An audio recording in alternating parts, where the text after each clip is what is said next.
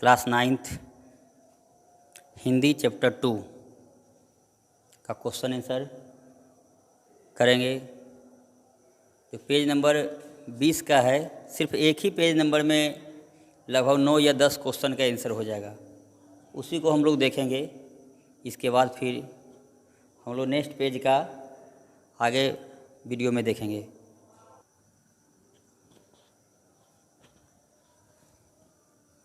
इसमें आप देख रहे होंगे 4 से 5 पैराग्राफ दिया गया है। पहला पैराग्राफ में आपका 1 नंबर का आंसर आ जाएगा। दूसरे पैराग्राफ में फिर हम देखेंगे 2-3 क्वेश्चन आंसर इसमें हो जाएगा। तीसरे पैराग्राफ में भी होगा, चौथे और 5वें में भी होगा।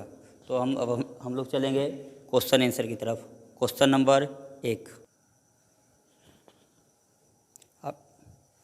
आपका पहला क्वेश्चन है, नालंदा की वाणी एशिया महाद्वीप में पर्वत और समुद्रों के उस पार तक फैल गई थी। इस वाक्य का अर्थ स्पष्ट कीजिए। तो इस क्वेश्चन का आंसर आपका किताब का पहला पैराग्राफ में होगा, उससे हम लोग लिख सकते हैं। पहले नालंदा भारत के इतिहास का बहुत ही महत्वपूर्ण नाम था। यहाँ देश और जातिवाद का भेदभाव नहीं था। नालंदा में एशिया के अलग अलग देशों से लोग आकर यहाँ पढ़ाई करते थे। शायद इसीलिए लेखक ने ऐसा कहा है कि नालंदा की वाणी एशिया महाद्वीप में पर्वत और समुद्रों के उस पार तक फैल गई थी। आप लोग इसका स्क्रीनशॉट लेकर के रख लें ताकि बाद में आप लिख सकें।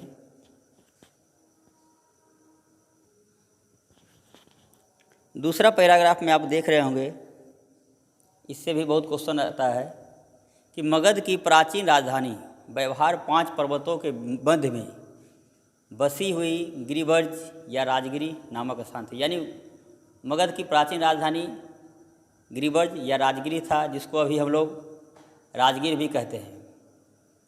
और फिर एक लाइन है, बुद्ध के समय नालंदा गांव में पारिवारिकों का अम्रवन था।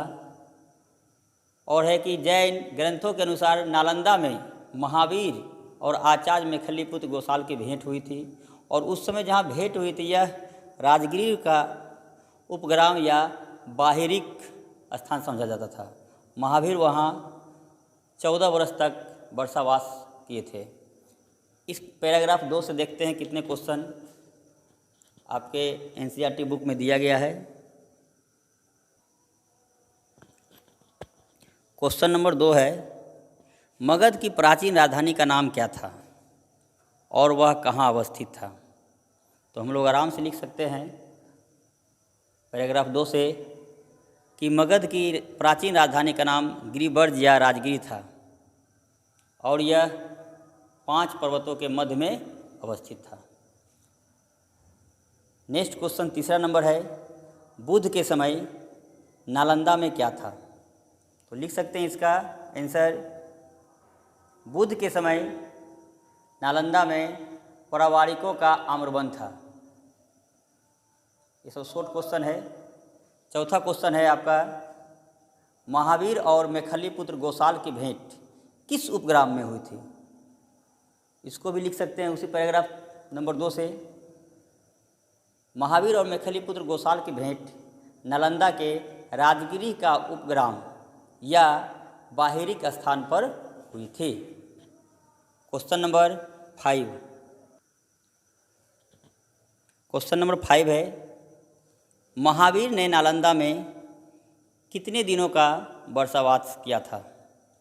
तो हम लोग देखे थे पिछले पैराग्राफ में कि 14 वर्षों का किया था।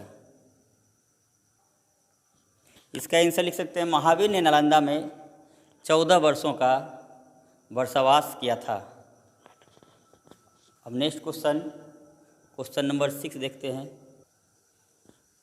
6 नंबर क्वेश्चन है, तारानाथ कौन थे? उन्होंने नालंदा को किसकी जन्मभूमि बताया है? तारानाथ कौन थे? उन्होंने नालंदा को किसकी जन्मभूमि बताया है? तो देखिए, आप लोग तीसरा पैराग्राफ में देख रहे होंगे कि लिखा हुआ है, तिब्बत के विद्वान इतिहास लेखक लामा तारानाथ, उसका पूरा नाम था लामा तारानाथ, के अनुसार नालंदा सारिपुत्र की भूमि थी। क्या बताया था? सारिपुत्र की भूमि थी। तो इसका आंसर हम लिख सकते हैं तारानाथ तिब्बत के विद्वान इतिहास लेखक थे। उन्होंने नालंदा को सारिपुत्र की भूमि बताया है या जन्मभूमि बतलाया है। नेक्स्ट क्वेश्चन 7 नंबर हम लोग देखते हैं।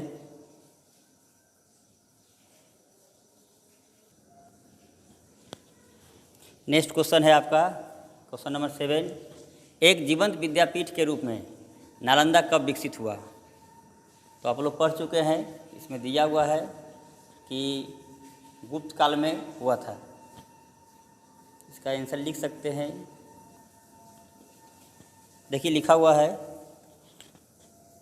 एक प्राणवत विद्यापीठ के रूप में उसके जीवन का आरंभ लगभग गुप्त काल में हुआ।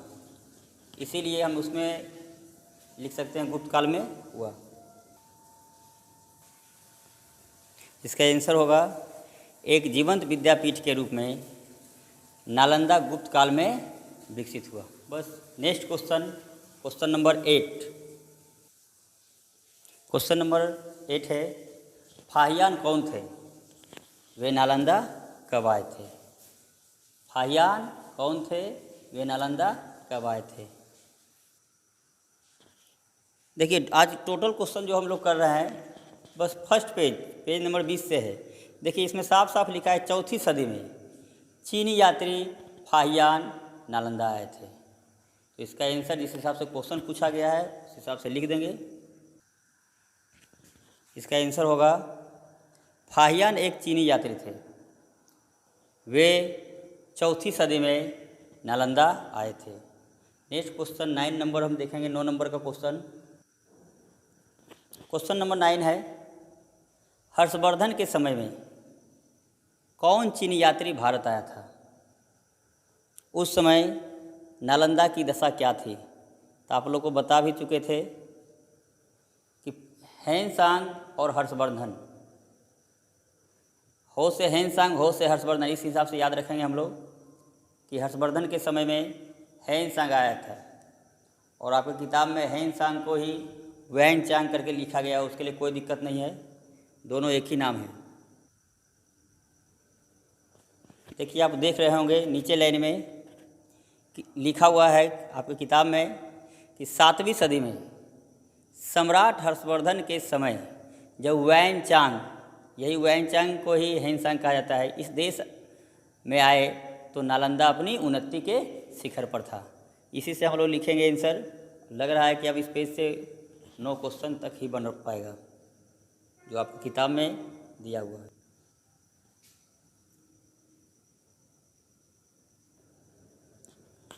इस 9 नंबर का आंसर हम लिख सकते हैं, हर्षवर्धन के समय में वैनचांग या वैनसांग चीनी यात्री भारत आया था। उस समय नालंदा अपनी उन्नति के शिखर पर था। आज फर्स्ट पेज यानी पेज नंबर 20 से आपका क्वेश्चन नंबर 9 तक हो पाया। नेक्स्ट पेज हम लोग अगले क्लास में अगले वीडियो में देखेंगे। आज के लिए बस इतना ही।